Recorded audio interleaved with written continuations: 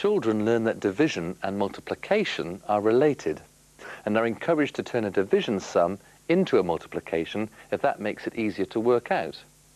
Again, mental methods come first, based on their times tables and useful shortcuts which help them recognize what numbers are divisible by what. They also learn a variety of written methods, including familiar long division, though they know to make a rough estimate first to make sure they haven't made a mistake.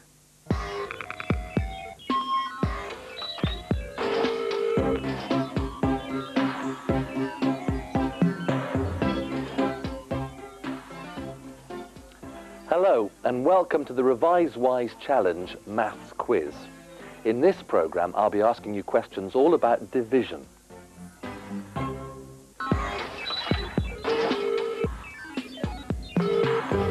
Look at this division sum. Something divided by 4 equals 8. What is the missing number? Is it A, 2, B, 32, or C, 16? Have a think.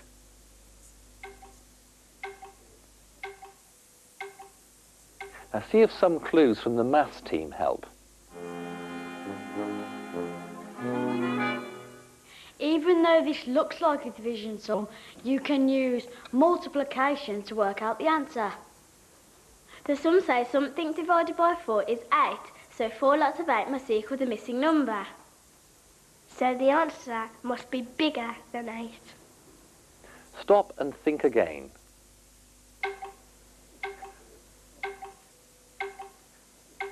Something divided by 4 is 8. So we have 4 parts, all worth 8, making one whole something. Now the opposite of division is multiplication, and in maths we call them inverse operations. So if something divided by 4 is 8, the inverse operation is that 8 multiplied by 4 equals the same something. 8 times 4 is 32. So B is the right answer. Now if you got A, 2, then you divided 8 by 4 instead of multiplying it.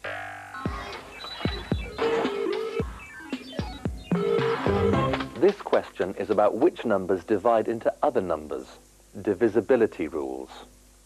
Which of these numbers can be divided by 3? A, 316,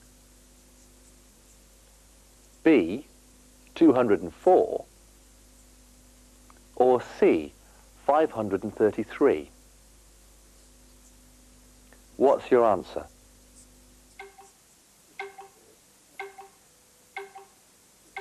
Now you don't actually have to do the division to find out if 3 goes into a number. Here's the maths team to tell you a quicker way. If the sum of the digits that make up a number is divisible by 3, then the number itself is also divisible by 3. So, what's your answer? A, B, or C? Time to stop and think.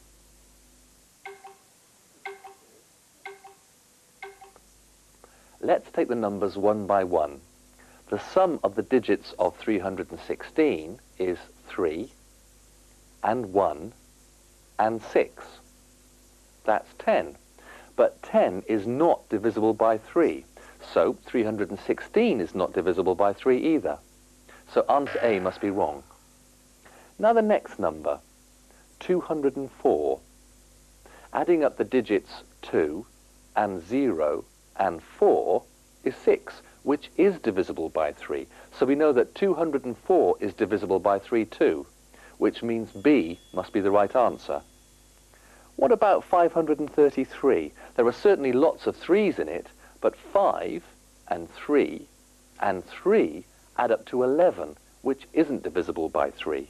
So 533 isn't divisible by 3 either. Now here's the maths team with some more quick division tricks.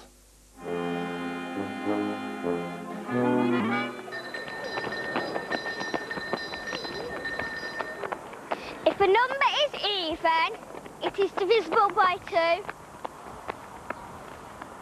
If a number ends in a 0, it's divisible by 5. A and 10.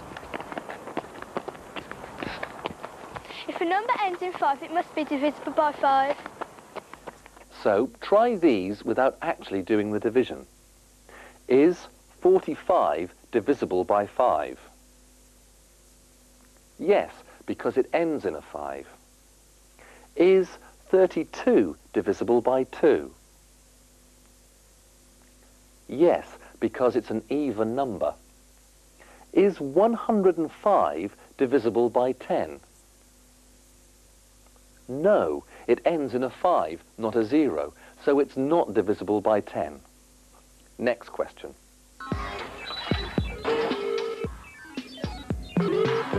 What is 876 divided by 6? What is 876 divided by 6?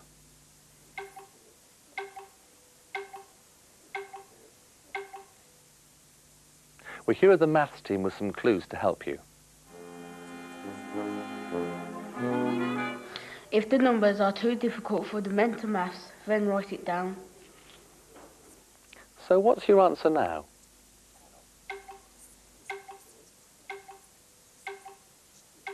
To start with, write 876 divided by 6 as a long division. 6 into 800 goes 100 times. 100 times 6 is 600. Subtract 600 from 876 leaves 276. The nearest number of times that 6 will go into 270 is 40. 40 times 6 is 240. Take 240 from 276 and we're left with 36. 6 times 6 is 36, and when we take this away from the original 36, it leaves 0. So the final answer is 146.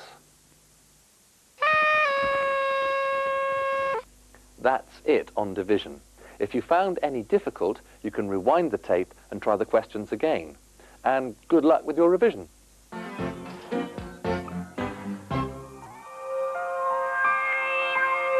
The next program is about using the calculator. A calculator seems so quick and easy to use that it must give the right answer. But it doesn't if you don't use it properly. In fact, learning how to use a calculator properly is an important part of school maths. And one of the test papers has questions that are specifically designed to be answered using a calculator. Children learn that it's particularly important when using a calculator to make a rough estimate first, to make sure the calculator's answer makes sense. So you could try and do the same.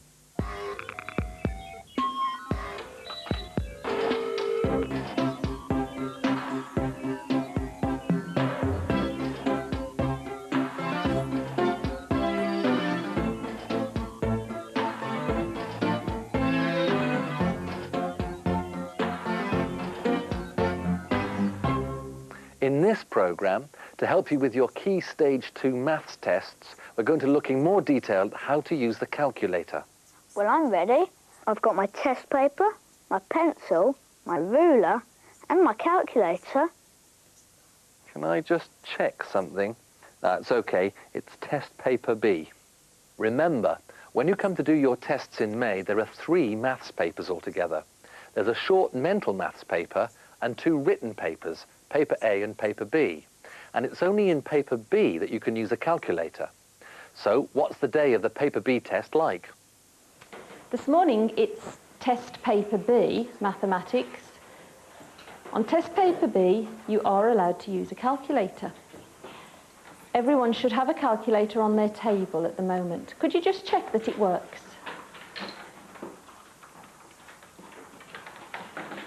Work as quickly and as carefully as you can. You have 45 minutes for this test. You may begin.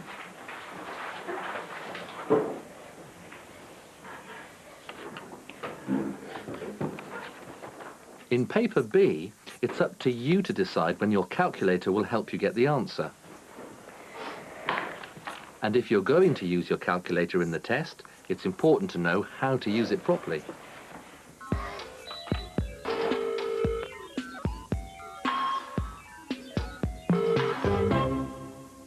Using a calculator seems really easy. Because it's electronic, it's tempting to think that whatever answer it gives, it must be right. Wrong. The answer a calculator gives you depends on what you tell it when you press the keys. If you tell it the wrong thing, by pressing the wrong keys, for example, it will tell you the wrong thing. So make an estimate first. Let's try 2,593 plus 6,078. Make an estimate first. It's a bit more than 2,500 plus 6,000, which is 8,500. Now we can see what the calculator comes up with. First, press the clear key to get rid of any calculations that might be in the calculator already. Then press 2593 plus 6078 equals 8,671, which is close to my estimate of 8,500. Over to our maths team to do some more with their calculators. This time, multiplication. Try 472 times 93. First, let's do an estimate. Say 450 times 100, which is 45,000. Just going to check if my calculator is clear. My sum is 472 times 93. So I have to enter 472 and I'll press times 93 plus the equal sign, and my answer is 43,896.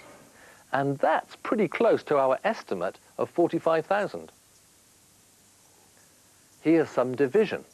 Try 293 divided by 8 to 2 decimal places. I'd round 293 to 300 and 8 up to 10, which should give me an answer around about 30. So make sure our calculator's clear. And enter 293 divided by 8, which equals 36.625. Rounded to 2 decimal places would be 36.63. Which is pretty close to his estimate of 30. Notice how the calculator gave the answer to 3 decimal places, so Glenn had to round it down to the 2 decimal places he wanted. A calculator will give the answer to as many or as few decimal places as it needs to, and this can cause problems when you're doing division, especially calculations involving money. My sum is £332 divided by 8. Now to make sure my calculator is clear, then I'd have to type in 332 divided by 8, then equals, which is 41.5. But because it's money, I'd have to say it's £41.50. So whatever your calculator gives, when you're doing a money problem, always give the answer to 2 decimal places to get the number of pence right.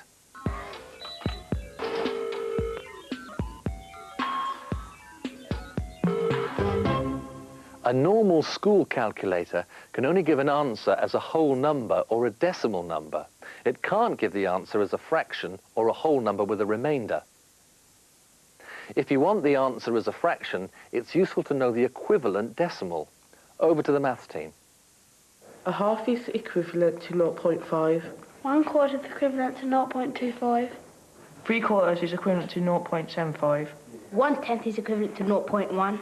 2/10 is equivalent to 0.2. 3/10 is equivalent to 0.3. In fact, you can use your calculator to work out the decimal equivalent of a fraction.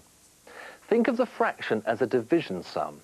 So 1/4 is 1 divided by 4, and do it on your calculator. So 1 divided by 4 equals 0.25. Here's something to watch out for. Try 10 divided by 3 using the calculator. So I've put in 10 divided by 3 and equals 3.33333, which I know is a recurring decimal. I know this is equivalent to 1/3. Now the calculator gives the number of decimal places it feels like. In this case, the 0.3333 would go on forever. It's called a recurring decimal. But we know that 0.3 recurring is the same as 1/3. How about 20 divided by 3? 20 divided by 3. I'll press the